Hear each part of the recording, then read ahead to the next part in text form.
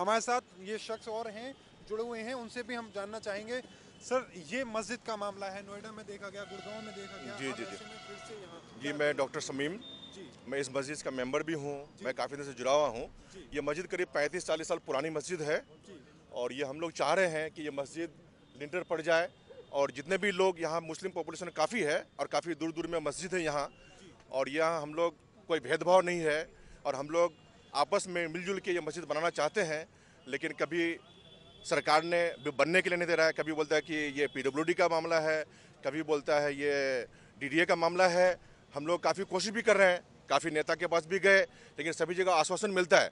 हम लोग ये चाह रहे हैं कि अगर मस्जिद बन जाए तो ये रोड में जो ट्रैफिक है, ये ट्रैफिक नहीं होगी जुमा को, और हम लोग भी नहीं चाहते हैं किसी को तकलीफ दे के या कोई एम्बुलेंस जाए या खुदा न खास्ता कोई मामला हो जाए, कोई पेशेंट सीरियस हो, कुछ मामला हो जाए, या कोई बच्चे लोग चले या बच्चे लोग को कोई ठोकर लग जाए, कोई हादसा न हो। हम लोग भी चाह रहे हैं ये रोड का जो ट्रैफिक हो, ये ट्रैफिक नहीं हो।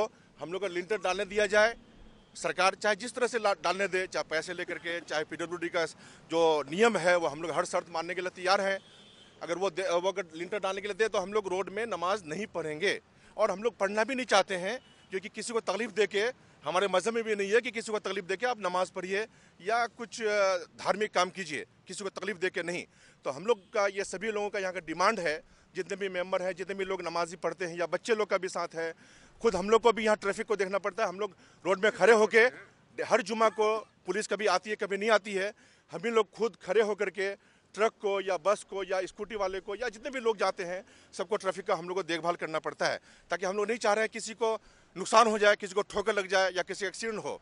तो हम लोग सरकार से इल्तिजा है, और सरकार ये हम लोग को बात माने, देखे, अपना ऑब्जर्व करे, और ऑब्जर्व करने के बाद इस ज़मीन को हम लोग को चाहे जिस शक्ल में दे, चाहे उसके एवज में कुछ पैसे ले या लीज पे दे, जैसे भी सरकार का जो नियम है उस नियम को हम लोग पालन करने के लिए तैयार हैं। और हम लोग चाहते हैं कि ये रोड से हट के हम लोग नमाज पढ़ें और भाईचारगी से पढ़ें, शांति से पढ़ें, और दूसरे धार्मिक स्थल बिल्कुल रोड में बना हुआ है, हम लोग को उससे कोई तकलीफ नहीं है, कोई गिला शिकवा नहीं है, और हम लोग को भी नमाज पढ़ने दे सरकार। ये सरकार की जिम्मेदारी भी है कि अगर पॉपुलेशन है उसका पानी, रोड, सड़क, नाला, मस्जिद, सब कुछ सरकार की भी जिम्मेदारी बनती है।